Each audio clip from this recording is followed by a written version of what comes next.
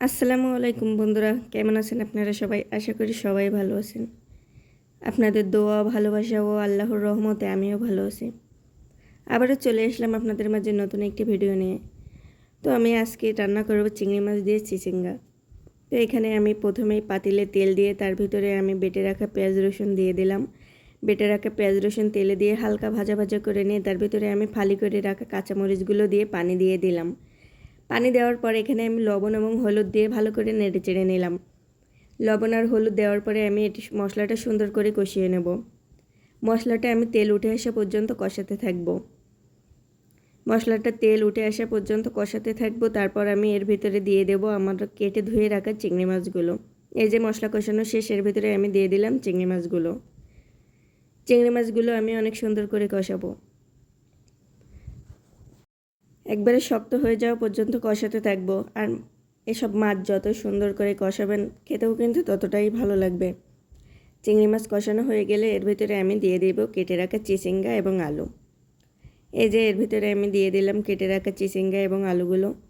এখানে আমার পাতিলে একটু বেশি পরিমাণ হয়ে গেছে, তাই আমার নাড়াচাড়া করতে কিছুটা কষ্ট হচ্ছিল। তারপরেও কষ্ট মষ্ট করে নেড়ে দিলাম, আর কি করা যাবে।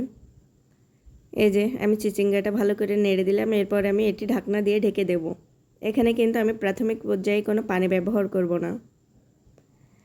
দেখেন কিছুক্ষণ ঢাকনা দিয়ে ঢাকার পরে ঠিক এতটা পরিমাণে পানি বের হয়েছে।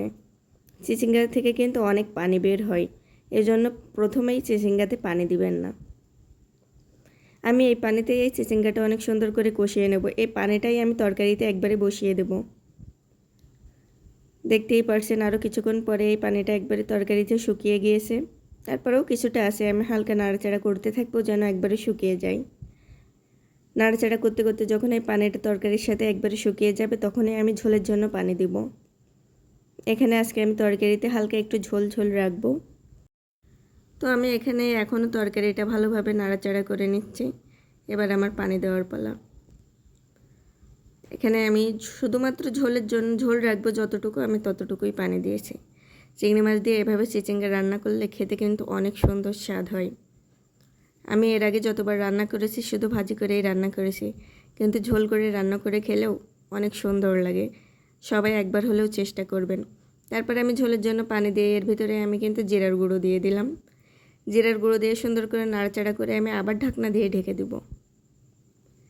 আবার ঢাকনা দিয়ে ঢেকে দিয়ে আমি বেশ কিছু সময় রান্না করে নেব। এই যে দেখতেই পাচ্ছেন আমার রান্নার ফাইনাল রূপ। আমার রান্না কিন্তু শেষ। ধন্যবাদ। ভিডিওটি ভালো লাগলে লাইক কমেন্ট শেয়ার করবেন। Bye bye.